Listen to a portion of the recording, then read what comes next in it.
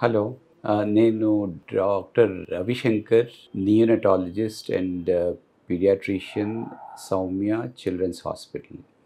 ఇప్పుడు మనం మటుకి ఈ న్యూబార్న్ బేబీస్కి ఈ బ్రీదింగ్ ప్రాబ్లమ్స్ ఎందుకు వస్తాయి, దాన్ని మనం ఎలాగా ప్రివెంట్ చేయొచ్చు, ఇంకా దానికి ఎటువంటి ట్రీట్మెంట్ ఇవ్వాలి అన్నది ఆ విషయాల గురించి మనం మనకి మాట్లాడుకుందాం. సో చిన్నపిల్లల్లో ఇలాగ మటుకి బ్రీదింగ్ ప్రాబ్లమ్స్ అన్నది మనం ఫైండ్ అవుట్ చేయొచ్చు అంటే వాళ్ళ బ్రీదింగ్ రేట్ మటుకి ఫాస్ట్ అయిపోతుంది అనమాట. అంటే యూజువల్గా వాళ్ళు పర్ మినిట్ మటుకి 40 times పర్ మినిట్ వాళ్ళకి మటుకి బ్రీదింగ్ ఉంటుంది. కానీ ఎవరికైతే బ్రీదింగ్ ప్రాబ్లమ్స్ ఉంటుందో వాళ్ళ బ్రీదింగ్ రేట్ ఫాస్ట్ అయిపోతుంది. అంటే 40 కంటే ఎక్కువ అయిపోతుంది. 60, 80, 100 అలాగా ఫాస్ట్ అయిపోతుంది. ఇంకోటి ఏంటంటే వాళ్ళు చాలా ఇబ్బందిగా మటుకి శ్వాస పీల్చుకుంటూ ఉంటారు. అంటే శ్వాస చాలా ఇబ్బందిగా, చెస్ట్ అన్నది పైకి వస్తూ ఉంటుంది, కడుపు అన్నది పైకి కిందకి కొట్టుకుంటూ ఉంటుంది. దీన్నే మనం మటుకి చెస్ట్ రిట్రాక్షన్స్ అంటాం అన్నమాట. ఇంకోటి అప్పుడప్పుడు వాళ్ళు మటుకి శ్వాస మటుకి పీల్చుకోవడం మటుకి ఆపేస్తూ ఉంటారు. దాన్నే మనం మటుకి యాప్నియా అంటాం అన్నమాట. సో ఈ బ్రీదింగ్ ఇష్యూస్ అప్పుడప్పుడు ఇలా వస్తాయి. ప్లస్ ఈ సరిగా మటుకి ఆక్సిజన్ అందక వాళ్ళు బ్లూ కూడా మటుకి అయిపోవచ్చు. దీన్నే మనం సైనోసిస్ అంటాం అన్నమాట. సో ఇలాగా ఈ బ్రీదింగ్ ప్రాబ్లం ఉన్న వాళ్ళు ఫాస్ట్ బ్రీదింగు, చెస్ట్ రిట్రాక్షన్స్, యాప్నియా, ఇంకోటి ఏంటంటే వీళ్ళు మటుకి బ్లూగా అయిపోవడం ఇట్లాంటివి ఉండొచ్చు. ఇట్లాంటి పిల్లల్ని మనం మటుకి ఎన్ఐసియులో పెట్టి మనం మటుకి ఆక్సిజన్ ఇస్తాము. కొంతమంది పిల్లలకి మనం ఇంజెక్షన్స్, యాంటీబయాటిక్స్ ఇస్తాము. కొంతమంది పిల్లలకి మనం మటుకి ఆర్టిఫిషియల్ రెస్పిరేషన్స్ ఇస్తూ ఉంటాము. దాన్నే మనం మెకానికల్ వెంటిలేషన్ అంటాము. సిపాప్ అని కూడా అంటామంటే ఈ లంగ్స్ని ఎక్స్పాండ్ చేసి వాళ్ళకి బ్రీదింగ్ అన్నది కొద్దిగా ఈజీగా అవ్వేటట్లు మనం మటుకి చేస్తూ ఉంటాం. ఇవి ఎందుకు వస్తూ ఉంటాయంటే యూజువల్గా common cause of breathing problem ఎందుకంటే ప్రీమెచ్యూర్ బేబీస్లో లంగ్స్ సరిగ్గా డెవలప్ అవ్వకపోతే అలా వస్తుంటుంది. అంటే లంగ్స్ స్మాల్గా ఉంటాయి, చిన్నగా ఉంటాయి. దాంట్లో ఒక సబ్స్టెన్స్ ఉంటుంది, అదే మనం సర్ఫాక్టెంట్ అంటూ ఉంటాం అన్నమాట.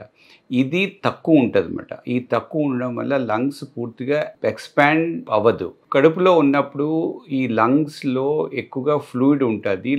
ఈ కడుపులో నుంచి బయటకు వచ్చాక లంగ్స్లో ఎయిర్ ఎంటర్ అవ్వాలి, ఈ లంగ్స్ ఎక్స్పాండ్ అవ్వాలి. ఇలాంటి కొంతమంది పిల్లలు ఎవరికైతే లంగ్స్ అయితే ఇమ్మెచ్యూర్గా ఉంటాయో దాంట్లో ఎయిర్ అయితే ప్రాపర్గా ఎంటర్ అవ్వదు, బ్రీదింగ్ అయితే సరిగ్గా ఉండదు, అండ్ వీళ్ళకి బ్రీదింగ్ ప్రాబ్లమ్స్ వస్తుంటాయి.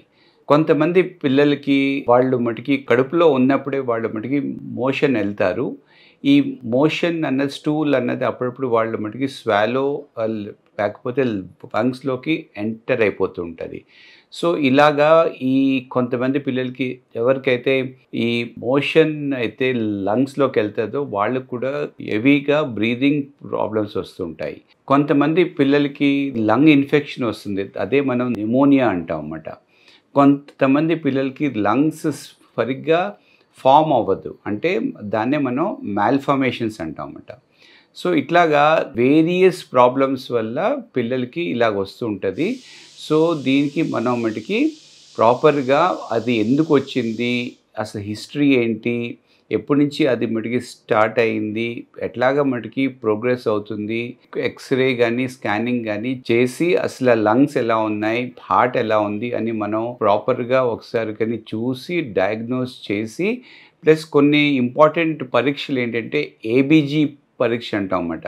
సో అటువంటి పరీక్ష కూడా మనం మటుకి చేసి దానికి ఎటువంటి ట్రీట్మెంట్ అవసరమో అది మనం మటుకి స్టార్ట్ చేస్తూ ఉంటాం. సో కామన్గా అంటే ఎక్కువ శాతం పిల్లలు మటుకి ఎన్ఐసియులో అడ్మిట్ అవుతున్న పిల్లలు ఎక్కువగా వాళ్ళు బ్రీదింగ్ ప్రాబ్లమ్స్ తోటే ఎక్కువగా అడ్మిట్ అవుతూ ఉంటారు. సో ఇలాగా మనం కరెక్ట్ టైంలో వాళ్ళకి డయాగ్నోసిస్ చేసి మనం కానీ ట్రీట్మెంట్ ఇస్తే వాళ్ళు సేవ్ అవుతారు, ఇంకా నార్మల్గా కూడా అయిపోతారు. కొంతమంది పిల్లలు షార్ట్ టైంలో ఇంప్రూవ్‌మెంట్ అవుతారు. కొంతమంది పిల్లలు ఎక్కువ టైం కూడా మటికి తీసుకుంటూ ఉంటారు.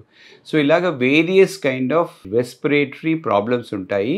వాటన్నిటికి కూడా మనం ఫైండ్ ఔట్ చేసి ప్రాపర్‌గా ఎన్ఐసీయూలో ట్రీట్మెంట్ అయితే ఇవ్వచ్చు. సో, ఇలాంటి మనం ఈ రెస్పిరేటరీ ప్రాబ్లమ్స్‌ని మనం ఎలాగ ప్రివెంట్ చేయొచ్చు అంటే, ఫస్ట్ ఆఫ్ ఆల్ ప్రెగ్నెన్సీలో మదర్స్‌కి ప్రాపర్‌గా కేర్ ఇవ్వాలి. సో, వాళ్ళు మటికి రెగ్యులర్‌గా యాంటీనేటల్ చెకప్స్ ఉండాలి. వాళ్ళ స్కాన్స్ మటికి అవ్వాలి. సో, అంతా బేబీ ఎదుగుదల అంతా మటికి బావుందా? ఇన్‌సైడ్ ఆర్గన్స్ అన్నీ మటికి ప్రాపర్‌గా మటికి ఫార్మ్ అవ్విందా? ఫ్లూయిడ్ అంతా మటికి బావుందా? ఫంక్షనింగ్ అంతా బాగుందా, బేబీ యాక్టివిటీ బాగుందా, ఇట్లాంటివన్నీ మనం మటుకి చూసుకొని అవి కంటిన్యూ చేయాలి. ఏ మదర్స్కి అయితే ప్రిమెచ్యూర్ డెలివరీ అవ్వే ఛాన్స్ ఉంటుందో అట్లాంటి వాళ్ళకి ఒక 2 స్టిరాయిడ్ ఇంజెక్షన్స్ అయితే తప్పకుండా ఇవ్వాలి. ఈ స్టిరాయిడ్ ఇంజెక్షన్స్ అంటే బీటామిథాజోన్ కానీ డెక్సామిథాజోన్ కానీ మనం ఇస్తే అది ఏంటంటే ఈ బేబీకి లంగ్స్ మెచ్యూర్ అవ్వే ఛాన్సెస్ ఉంటాయి. ఇంకా ఇమ్మెచ్యూరిటీ వల్ల బ్రీదింగ్ ప్రాబ్లం ఎలాగైతే ప్రీమెచ్యూర్ బేబీస్కి వస్తాయో ఆ ఛాన్సెస్ అయితే మటుకి తగ్గిపోతూ ఉంటాయి. ఇంకోటి ఈ స్కాన్స్ ఇలాంటివన్నీ మటుకి చేయడం వల్ల అసలు బేబీ హెల్త్ ఎలా ఉందో మనకి మటుకి తెలిసిపోతుంది. అండ్ మనము దానికి అకార్డింగ్లీ మనం ఎటువంటి మేనేజ్మెంట్ చేయాలో మనకి ముందుగానే మనం మటుకి ప్లాన్ అయితే చేయొచ్చు. ఇంకోటి అప్పుడప్పుడు లేబర్ టైంలో ఈ బేబీస్ కడుపులోనే మటుకి మోషన్ వెళ్తారు. ఈ మోషన్ వెళ్ళినప్పుడు ఇమీడియట్గా అసలు బేబీని బయటికి మటుకి తీసేసేయాలి. అంటే ఐదర్ వెజైనల్ కానీ లేకపోతే సీస్ సెక్షన్తో కానీ బేబీని ఇమీడియట్గా డెలివరీ అయితే చేయాలి. అలాగ చెయ్యని పక్షంలో బేబీస్ మోషన్ని స్వాలో చేసి వాళ్ళకి బ్రీదింగ్ ప్రాబ్లం అన్నది వస్తూ ఉంటుంది అన్నమాట. సో అందుకనే మనం ఈ కంటిన్యూస్గా ప్రెగ్నెన్సీలో కానీ ప్లస్ లాస్ట్లో ఎండింగ్లో ఈ లేబర్లో కానీ మనం ప్రాపర్గా మనం మటుకి మానిటర్ మటుకి చేసుకుంటూ ఉంటే ఇలాంటి సీరియస్ బేబీ ప్రాబ్లమ్స్ అయితే రాకుండా ఉంటాయి. ఈ 2వ నెలలో ఈ న్యూ బోర్న్ బేబీస్ ఎలా ఉంటారు, వాళ్ళు ఎటువంటి రకమైన మార్పులు వస్తాయి, అది పేరెంట్స్ ఏమేమి వస్తాయో వాళ్ళకి తెలియపరచడానికి ఇప్పుడు కొన్ని ముఖ్య విషయాలు మీతో మటుకి మాట్లాడతాను. ఫస్ట్ ఇంపార్టెంట్ థింగ్ ఏంటంటే వాళ్ళు సెకండ్ మంత్ వచ్చేసరికి వాళ్ళు కొద్దిగా మటుకి ఫస్ట్ పుట్టినప్పుడు కంటే కొద్దిగా మటుకి స్ట్రాంగ్ అవుతారు. ఎస్పెషలీ వాళ్ళ నెక్ మజిల్స్ అన్నవి కొద్దిగా మటుకి స్ట్రాంగ్ అవుతాయి. అండ్